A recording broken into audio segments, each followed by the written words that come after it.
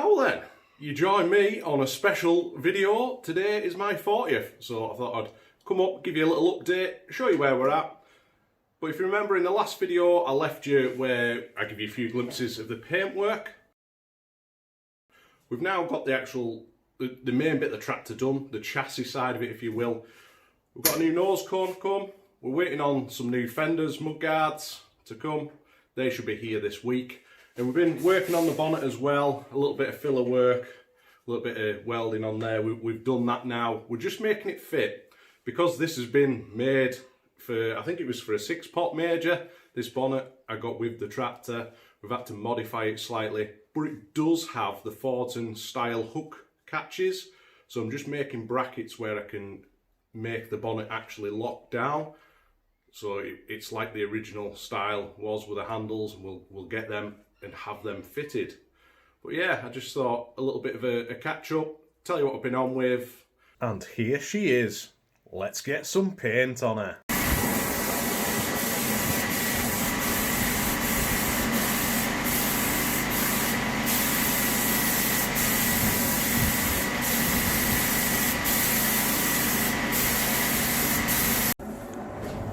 There she is. She's all in red.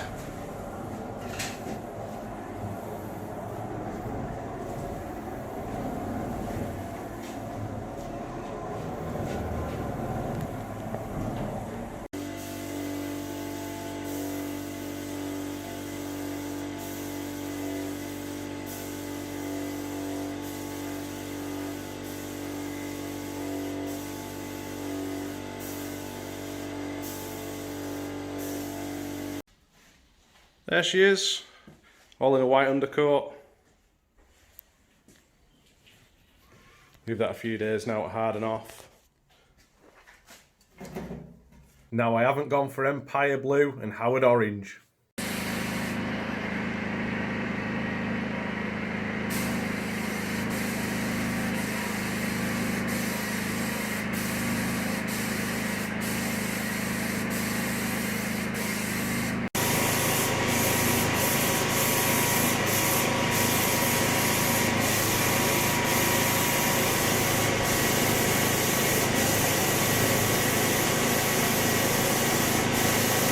Now with her being not so standard, I thought I'd go for a not so standard blue and orange. I'm sure you'll agree, this colour really makes it pop and it looks really well.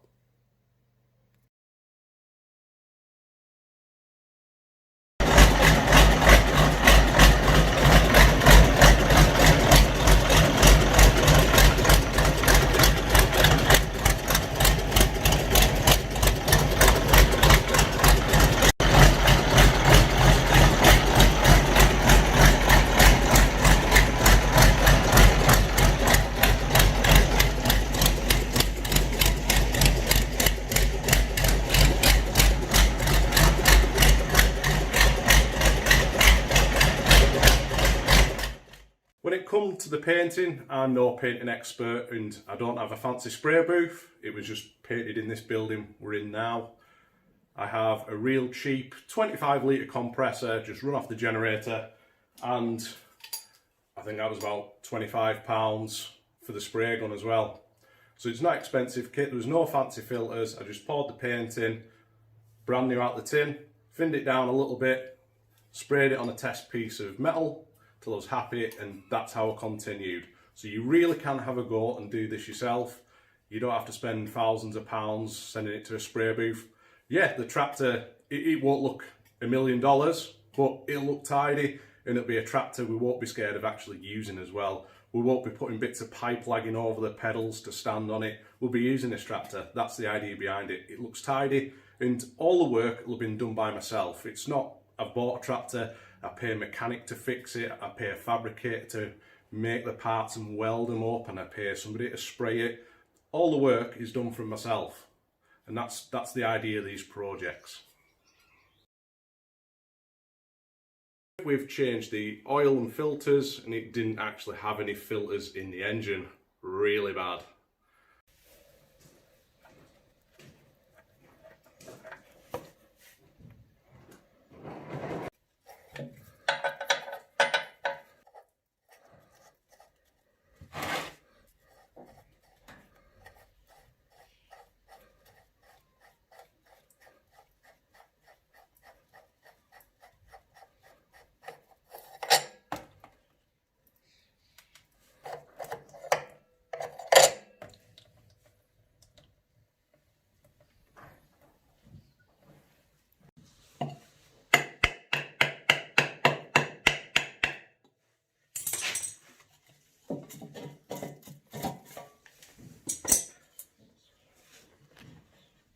Wow, there's not actually a filter in it.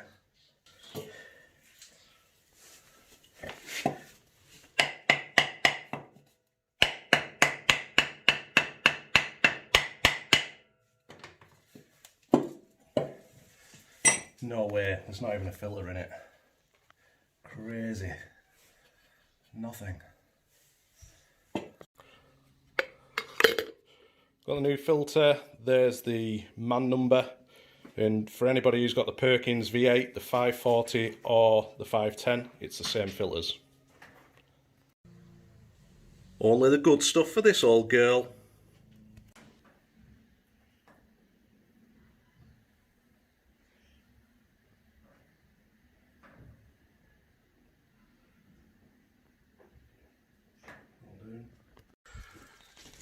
We've got the oil up to level, the filters are checked, the drain plug's in.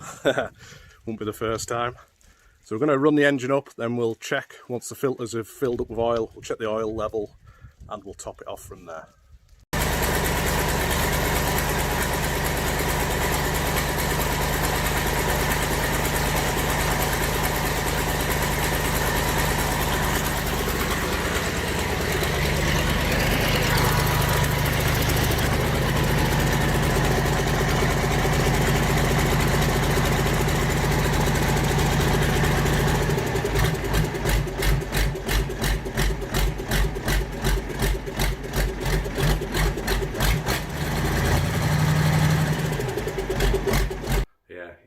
Always make sure you've got your oil filters fitted. We've changed the gearbox oil, we've changed the back end oil as well, so that's all good. We're slowly getting there. I forgot to press record on filming the back end, but she's dropped a good bit out. There's a lot of water in it as well when it first come out. You can see there, it's like a toffee milkshake, that colour. There was a bit of dirt in the drum, so don't go off what you're seeing inside there, but colour of that.